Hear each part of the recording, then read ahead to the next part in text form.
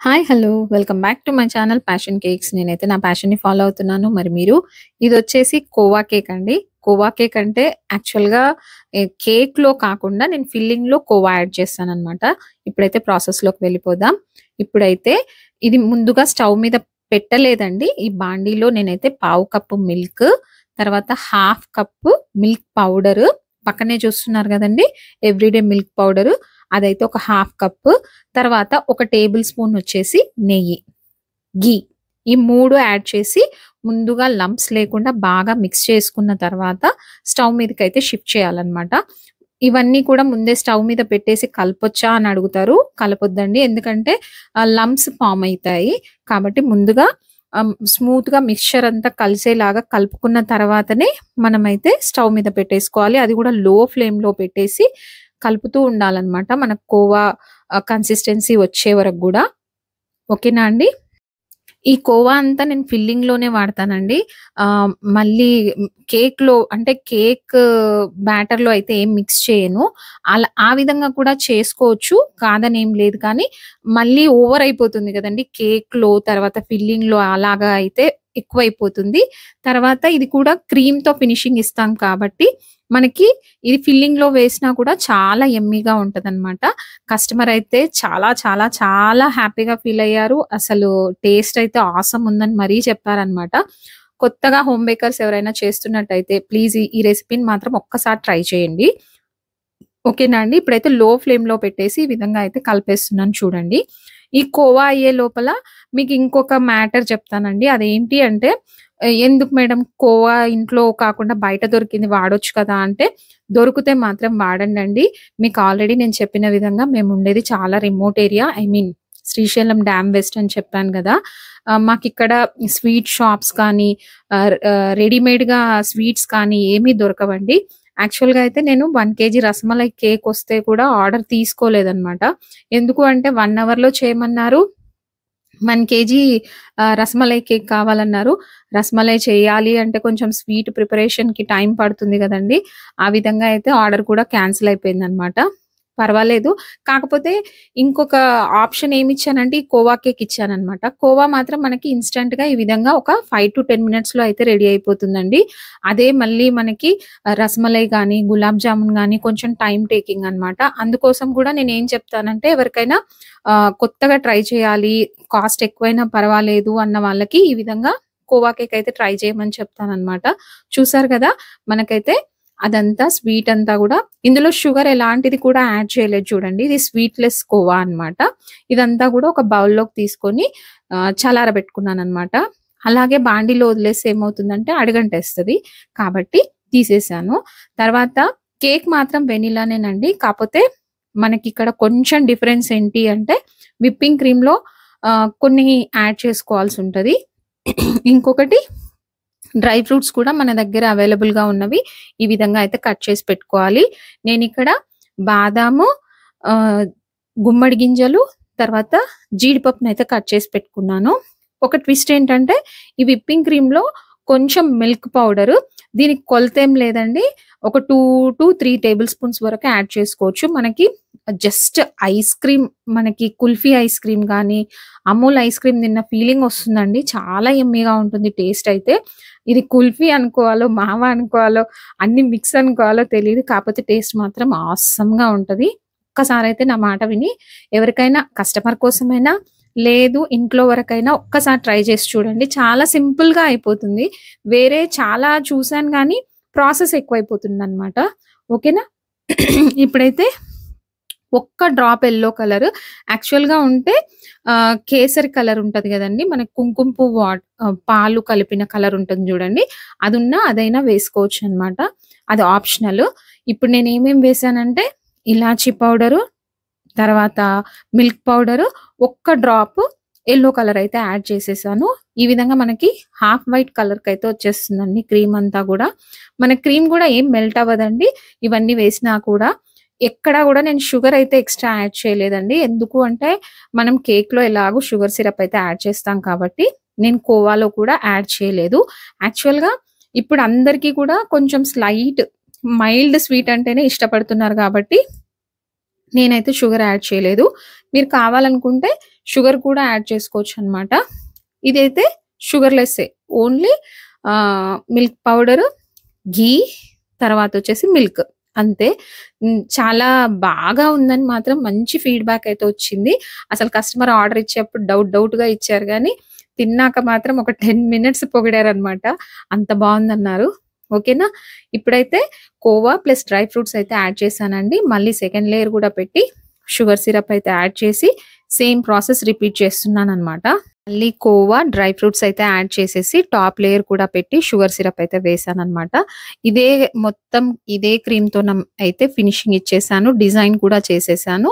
తర్వాత సైడ్స్‌కొచ్చేసి మళ్ళీ డ్రై ఫ్రూట్స్‌తో అయితే డెకరేట్ చేసుకున్నాననమాట. ఇక్కడ మీకు ఇంకొక విషయం చెప్పాల్సిందేంటంటే ఈ కేక్ ఆర్డర్ ఇచ్చిన వాళ్ళు పైన ఫాండెంట్ వర్క్ కూడా కావాలని మరి చెప్పారనమాట. ఆ వర్క్ కూడా మీకు ఇందులోనే చూపిస్తున్నాననమాట. హ్యాపీ ఇంజినీర్స్ డే అనుకుంటా. మీకు ఫైనల్‌గా చూస్తే అర్థమవుతుందిలెండి. మెసేజ్ కూడా రాసిచ్చాననమాట. ఈ విధంగా డ్రై ఫ్రూట్స్ యాక్చువల్‌గా ఈ కేక్ వచ్చేసి నాకు 4:30కి అలా ఆర్డర్ ఇచ్చారు. ఫినిష్ చేయడానికి నాకు కాస్త టైం ఎక్కువే పట్టింది. యాక్చువల్‌గా కోవా ప్రిపేర్ చేసుకొని, అది చల్లారబెట్టుకొని, తర్వాత డ్రై ఫ్రూట్స్ కట్ చేసుకోవడం, కేక్ కోసం అయితే వర్క్ కొంచెం ఎక్కువే చేశాననే అనుకోవాలి. కాకపోతే ఫైనల్ రిజల్ట్ అయితే బావున్నందుకు చాలా చాలా హ్యాపీగా అనిపించిందనమాట. ఓకేనా. క్రీమ్ కూడా చాలా తక్కువ పెట్టమని మరీ రిక్వెస్ట్ చేశారండి. ఎక్కువొద్దు అనన్నారు. కాబట్టే నేను కొంచెం లైట్‌గా కేక్ అయితే కనిపించినా పర్వాలేదన్నట్టుగా ఐసింగ్ చేశాననమాట. మరి పూర్తిగా కంప్లీట్‌గా ఎక్కువ అయితే పెట్టలేదనమాట. ఫాండెంట్ వర్క్ కూడా ఎలా చేసుకున్నాను ఏంటి అనేది ఫర్దర్‌గా చూసేయండి. ఒక పనైతే అయిపోతుంది మీకు. 2 విషయాలైతే ఇందులో మీరు కొత్తగా నేర్చుకున్నారనే అనుకుంటున్నాను. అదేంటి అంటే కోవా ఎలా ప్రిపేర్ చేయాలి, తర్వాత ఈ విధంగా ఇంకొక మీకు ఇంట్రెస్టింగ్ విషయం ఏంటంటే ఇప్పుడు ఇందులో మనం ఎలాంటిది కూడా బయట నుంచి అయితే కొనుక్కరాలేదండి. అన్నీ ఇంట్లోనే ప్రిపేర్ చేసుకున్నాం కాబట్టి మీకెప్పుడైనా ఇంట్లో వరకి ట్రై చేయాలన్నా కూడా ఎలాంటి క్రష్‌లు అలాంటివి ఏవీ లేకుండా మరి అంటే మంచి యమ్మీ కేక్ చేసుకోవాలనుకున్నప్పుడు కూడా ఇదొక ఆప్షన్ లాగా అయితే యూజ్ చేసుకోవచ్చు. ఇదైతే 108 నాజిల్ అయితే వేసేసి నేను జస్ట్ కింద పైపింగ్ చేశాను. జస్ట్ ముందుకు వెనక్కి జరిపితే మనకైతే ఈ డిజైన్ అయితే వచ్చేస్తుందండి. పైన సైడ్స్‌కి కింద సైడ్స్‌కి నేనైతే ఈ విధంగా ఫినిషింగ్ ఇచ్చేసాను. ఎందుకు ఇంత సింపుల్‌గా చేశాను అంటే చెప్పాను గదండీ! ఫాండెంట్ వర్క్ అయితే వస్తుంది కేక్ మీద అని చెప్పేసి. కొంచెం గోల్డ్ డస్ట్ అయితే వేయడానికి ట్రై చేశానండి. కాపోతే అది పంపింగ్ కరెక్ట్‌గా అవ్వక నేనైతే కొంచెం షిమ్మర్ ఉంది నా దగ్గర గోల్డ్ షిమ్మర్. అదైతే ఈ విధంగా కొద్దిగా తీసుకొనైతే నేను చేత్తోనే స్ప్రింకిల్ చేశాననమాట. ఫినిషింగ్ కోసమే. యాక్చువల్‌గా గోల్డ్ నా దగ్గర కొత్తది గూడా ఉంది గానీ, ఆ టైంకి కనిపించక పాతదేమో మంచిగా స్ప్రే అవ్వలేదనమాట. అందుకోసమనైతే ఈ విధంగా షిమ్మర్ అయితే యాడ్ చేశాను. తర్వాత మనం కట్ చేసుకున్న డ్రై ఫ్రూట్స్ ఉన్నాయి కదండీ! అవి కూడా ఈ విధంగా సైడ్‌కైతే పెట్టేసాను. ఇది టోటల్‌గా వెయిట్ వచ్చేసి ½ కేజీలోనే కావాలన్నారండి. తర్వాతకి చెప్పాను గదా! టేస్ట్ అయితే ఆసమ్ ఉందని మరీ చెప్పారనమాట. తిన్న వెంబటే నైట్ 10:00కి కాల్ చేసి మరీ చెప్పేలాగా ఉందంటే మీరొకసారి ఆలోచించుకోండి. ఓకే. నెక్స్ట్ ఇప్పుడు కేక్ అయితే ఈ విధంగా ఫైనల్ ఫినిషింగ్ అయితే ఉంది కదా! దీని మీద ఫాండెంట్ వర్క్ కోసం అయితే ఆల్రెడీ ఫాండెంట్ రెసిపీ ఒకటి వీడియో చేసి పెట్టాను. లైవ్‌లో కూడా ఫాండెంట్ చేసి చూపిచ్చాను. ఫాండెంట్ వర్క్ కూడా చేసి చూపిచ్చాను కాబట్టి మీకెవరికైనా ఇంట్రెస్టెడ్‌గా ఉంటే ఆ లింక్స్ అన్నీ కింద నేను డిస్క్రిప్షన్‌లో ఇస్తాను. ఒకసారైతే చెక్ చేసేయండి. ఫర్దర్‌గా ఇప్పుడు మనము ఈ ఫాండెంట్ వర్క్ ఎలా చేయాలో చూద్దాం. ఇప్పుడు చూసారు కదండీ! ఒకటి హెల్మెట్ లాగా, తర్వాత ఇంకొకటి స్క్రూ డ్రైవర్ లాగా కావాలనైతే అడిగారనమాట. ఓకేనా. ఇప్పుడు అవి ఎలా చేయాలో ఏంటో ఫర్దర్‌గా డీటెయిల్‌గా అయితే నేను వీడియోలో ఎక్స్‌ప్లెయిన్ చేయబోతున్నాను. అప్పుడే అయిపోయిందనుకోకండి. స్కిప్ చేయకుండా ఎండ్ దగ్గర చూడ్డానికి ట్రై చేయండి. ఎవరైనా మన ఛానల్ కొత్తగా చూస్తున్నట్టయితే ప్లీజ్ సబ్స్క్రైబ్ చేయండి, లైక్ చేయండి, షేర్ చేయండి. ఇప్పుడైతే ఫాండెంట్ వర్క్‌లోకి ఎళ్ళిపోదాం. మీకు ఆల్రెడీ ఇదంతా హోమ్‌మేడ్ ఫాండెంటే అని చెప్పాను గదండీ! హోమ్‌మేడ్ ఫాండెంట్ కోసం అయితే జెలటిన్, తర్వాత హనీ, బటర్ ఇవి మూడిటితో నేనైతే ఫాండెంట్ ఎలా ప్రిపేర్ చేయాలో లైవ్‌లో చూపిచ్చాను. వీడియో కూడా ఆల్రెడీ పోస్ట్ చేశాను. కావాలంటే చెప్పాను గదండీ! వాటి లింక్స్ అయితే కింద ఇస్తాను. ఒకసారి చెక్ చేసేయండి. క్యాప్ కోసం అయితే ఈ విధంగా నేను యెల్లో కలర్‌ది ఫాండెంట్ మిక్స్ చేసుకొని వైట్ ఫాండెంట్‌లోనే యెల్లో కలర్ అయితే మిక్స్ చేసుకొని నా దగ్గరైతే కొన్నియే ఉన్నాయండి. ఫాండెంట్ టూల్స్ అన్నీ లేవు. ఉన్న వాటితోనే ఏదోలా మేనేజ్ అయితే చేసేసాననే అనుకుంటున్నాను. అయితే ఇది డైరెక్ట్‌గా పెట్టడానికి ట్రై చేస్తుంటే అది ఉండట్లేదండి. తర్వాతకేం చేశానో చూడండి. ఓకేనా? ఈ విధంగా అయితే నేను చూపించిన విధంగా హెల్మెట్ లాంటి టెక్స్చర్ రావడానికైతే ఈ విధంగా చేశానండి. మనకైతే టోటల్‌గా 3 కలర్స్ అవసరమయ్యాయి.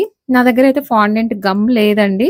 అందుకోసం ఏం చేశానంటే బ్రష్‌తో లైట్‌గా వాటర్ అయితే అప్లై చేసేసి మనకెక్కడ కావాలో అక్కడ దాంతో అయితే స్టిక్ అయిపోయిందండి. ఏం పర్వాలేదు.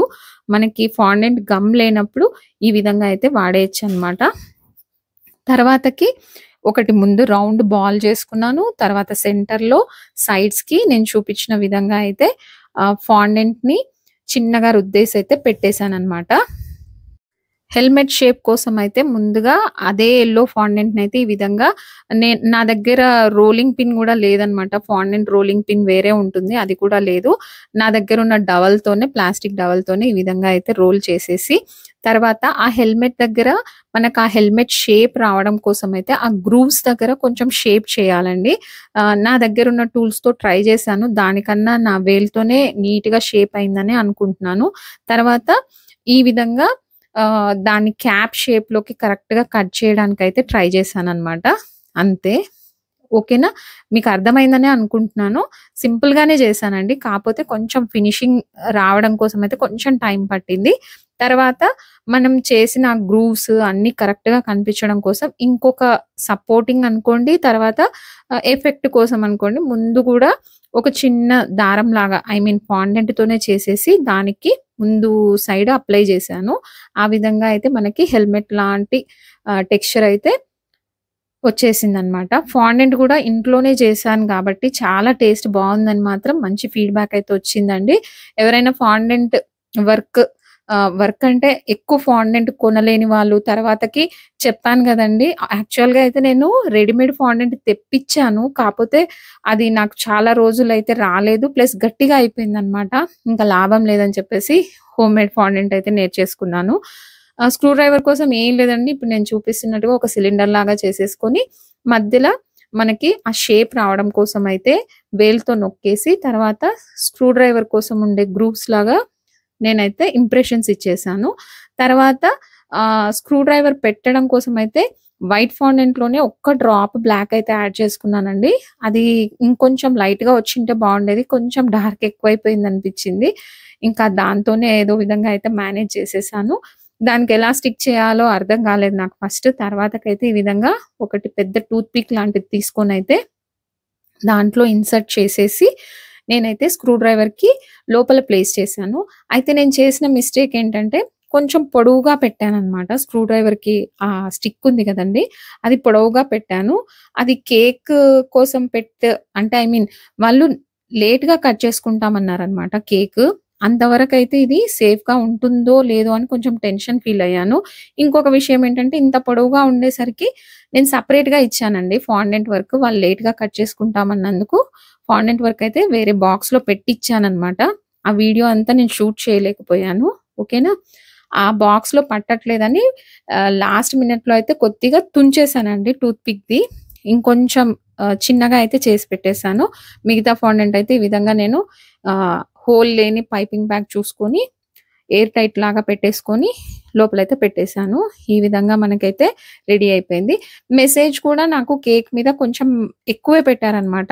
యాక్చువల్‌గా నేను న్యూట్రల్ జెల్‌తో అలా రాద్దామనుకున్నాను. కాకపోతే అది ఫాండెంట్ వర్క్ తర్వాత ఇలా రాయడం కరెక్ట్‌గా కాదేమో అనిపిచ్చింది. తర్వాతకి అదే ఫాండెంట్‌ని ఈ విధంగా అయితే షేప్ చేసుకొని దాని మీదైతే ఈ విధంగా రాసేసాను. Happy work anniversary. అయితే మొత్తం క్యాపిటల్ లెటర్స్ రాద్దామని ముందే ఫిక్స్ అయ్యాను. బై మిస్టేక్ మెసేజ్ చూస్తూ రాస్తున్నప్పుడు స్మాల్ లెటర్ వచ్చేసిందనమాట. ఏ పక్కల ఎన్. ఇంకా దాన్ని ఎలాగో అలాగా అయితే మేనేజ్ చేసేసాననమాట. Happy work anniversary dear husband and daddy అని రాయమన్నారనమాట. పక్కలే పెట్టుకొని రాస్తున్నాను. వాళ్ళు ఒక 2 మోడల్స్ అయితే పెట్టేసి కేక్ అయితే కోవా కేక్ కావాలి. మేము చూపించిన విధంగా హెల్మెట్ తర్వాత ఇదైతే రావాలని అడిగారనమాట. టోటల్‌గా అయితే కస్టమర్ అయితే చాలా చాలా హ్యాపీగా ఫీల్ అయ్యారు. ఫీడ్‌బ్యాక్ కూడా చాలా బాగా ఇచ్చారు.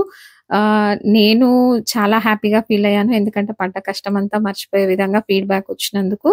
ఓకేనా ఫ్రెండ్స్? ఈ రోజుకైతే ఇంతేనండి. మరొక మంచి వీడియోతో కలుసుకుందాం. ఈ వీడియో మాత్రం వాళ్ళే నాకు షూట్ చేసి పెట్టారనమాట. కేక్ కాస్ట్ వచ్చేసి నేను 600 చార్జ్ చేశానండి. బాయ్.